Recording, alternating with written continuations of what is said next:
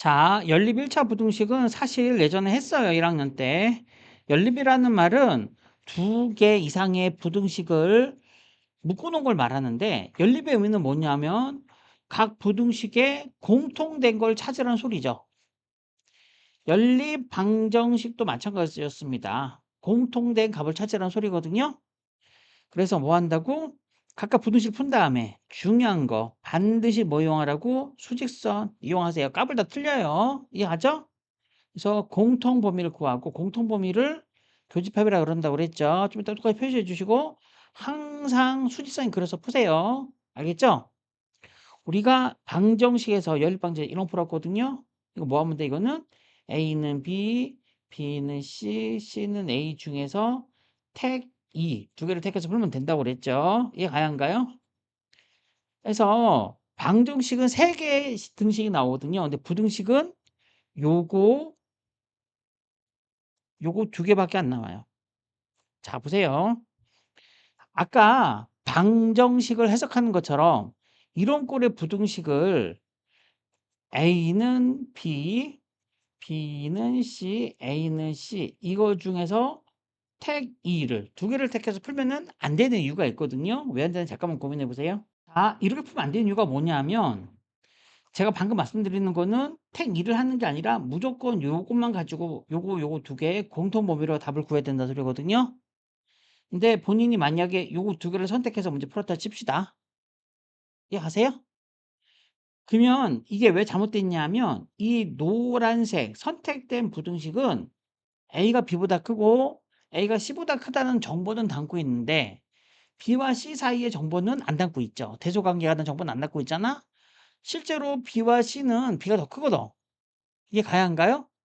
얘가 담고 있는 정보 양을 얘가 다 담고 있지 않아. 그래서 이렇게 풀면은 답이 틀리는 경우가 발생할 수 있습니다. 그래서 반드시 요것만 가지고 문제 풀어야 돼. 요것만 좀 더 표시해 주세요. 이해하세요? 자, 다음에 수직선에 그려서 풀려고 그랬는데 그러면 이런 식으로 그림이 그려져요. 각각의 부등식을 식이 두 개라 치고 이렇게 그렸다고 쳐. 우리 공통된 범위니까 이렇게 그려지면 해가 이게 맞아요. 얘는 해가 요겁니다. 얘는 해가 이건 거 아시겠죠? 근데 얘가 중요한데 자 보세요. 많은 학생들이 부등식 문제를 풀 때 예? 연립부등식 문제 풀었는데 예컨대 x가 1보다 작든지 또는 x가 1보다 작다. 연립부등식 어? 이거랑 x는 3보다 크다라는 범위가 나오잖아. 뭐 이게 뭐 어떤 부등식 두 개 풀었더니 하나 이거 나오고 하나 이거 나왔다고 쳐봐. 이해가세요?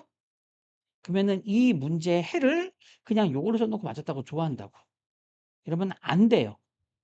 중학교 때는 이런 문제가 안 나왔을 거야. 쉽게 내느라고. 이해가요?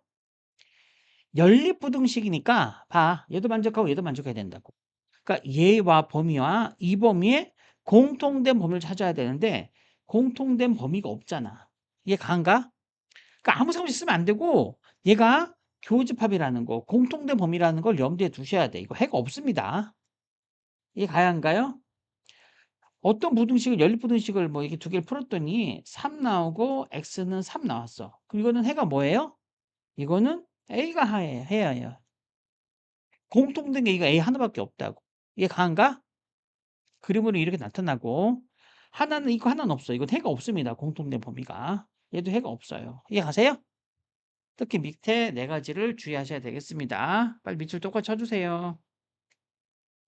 다음에 부등식의 사칙연산. 말이 좀 어려운데 x의 범위, y 범위 이렇게 주어졌다고 쳐요. 그러면 이거 두 개 가지고 x 더하기 y, x 빼기 y 곱과 몫의 최대 최소값을 구해보려고 그래. 무슨지 아시겠어요? 예를 들어 보겠습니다. 예를 들어서 x는 3이고 5인데 y는 2고 7이야. 그러면 x 더하기 y의 범위는 뭐냐 이거지 범위. 이거 두 개 가지고 x 더하기 y의 범위를 구하려고 그래. 자, 범위라는 말은 이걸 바꿔서 볼게요. 이거 7을 쓰고 5를 쓰겠습니다. 자, 전에 이런 말 한 적이 있는 것 같은데 너네 가족의 너네 가족 구성원의 나이의 범위를 구해라. 그럼 보통 아버님이 어머님보다 연세가 많으시잖아? 그리고 동생이 있으면 너의 나이와 어머님 나이를 말할 필요가 없잖아요? 너네 집에서 가장 나이가 적은 네 동생의 나이와 가장 나이가 많으신 아버님의 나이를 말하면 될 거 아니야? 범위라는 말에는 기본적으로 최대값과 최소값의 개념이 포함이 되어 있어요. 이것만 말하면 된다고. 중간에 뭐가 나오는지 궁금하지가 않고. 이해 가한가? 이해가세요? 그래서 x 더하기 y의 범위를 구하라는 소리는 x 더하기 y의 최대값과 최소값을 구하라는 소리예요. 이게 가냐 안 가니? 이걸 꼭 기억해야 돼. 최대 최소값 구한다는 소리. 그럼 x 더하기 y의 최대 최소는 얼마냐 이거죠. 이걸 가지고 여기다가 최소 쓰고 여기다 최대 쓰면 되거든요. 그러면은 최소는 얼마일까요? 자, x 더하기 y의 범위를 구하라는 소리는 무슨 말이냐면 x가 3과 7 사이의 모든 값을 다 가질 수 있어요. y도 2와 5 사이의 모든 값을 다 가질 수 있거든요. 근데 그런 값들을 일일이 다 더해봤을 때 나올 수 있는 가장 작고 가장 큰 값이 뭐냐 이거죠. 이거 두 개 더해서 5고 10인 거 아시겠죠? x, y의 최대 최소는 얼마일까요? 이쪽에 뭐 써야 돼? 최소는 6이죠? 얼마야? 자, 잘 봐. x 빼기 y의 최대 최소는 얼마일까요? 자, 1, 2 이러면 큰일 나요. 아닌 거 아시겠어요? 지금 최대 최소 구할 때 합과 곱은 그냥 이렇게 하면 됐죠. 이해가세요? 근데 목과 차의 최대 최소 구할 때는 x가 가질 수 있는 무수히 많은 값, 3과 5 사이 값, y가 가질 수 있는 2와 5 사이 값 중에서 뺐다고. 뺐을 때 가장 크고 작은 값이 뭐냐 이거죠. 가장 작을 때 얼마겠어요? 마오예요. 여기서 이거 빼니까. 이건 얼마예요? 5예요. 이게 써야 됩니다. 주의하셔야 되고요. x 빼기 y 분의 y. 이건 뭐가 되겠어요? 자, 큰 값이라는 건 분모가 최대한 작고 분모가 최대한 커야 되잖아. 이게 가야 한가요? 그래서 3분의 아이고 뭐죠? 2분의 3, 7이 되고요. 이게 가야 한가요? 최소값은 5분의 3이 됩니다. 이해가시나요? 이해가세요? 자, 두 가지가 주의하셔야 되는 첫 번째 뭐냐면 얘네들이 최대 최소값이라는 거 꼭 기억해 주시고 주의할 게 뭐냐면 첫 번째 봐봐. 여기 등호가 있고 여기 등호가 있어. 이해가세요? 그러면 여기 등호 써야 안 써요 여기? 5라는 값은 등호를 가질 수가 없어요. 왜냐하면 3은 x의 범위인데 2는 x의 범위가 아니야. 2는 경계일 뿐이지. 등호 쓰면 안 되고 여기도 쓰면 안 되고 여기도 쓰면 안 되고 여기 쓰면 안 되는데 얘는 쓰면 되죠. x가 3이고 y가 5일 수 있으니까. 이해 가야 한가요? 이해하죠? 얘도 등호 쓰죠. 여기 쓰면 안 되고 쓰면 안 돼요. 등호가 들어가냐 안 들어가냐를 신경 써주셔야 되겠고 이해 가야 한가요? 여기 모두 등호가 있다면 그럼 다 쓰면 되죠. 이때는 다 쓸 수 있어요. 이해하죠?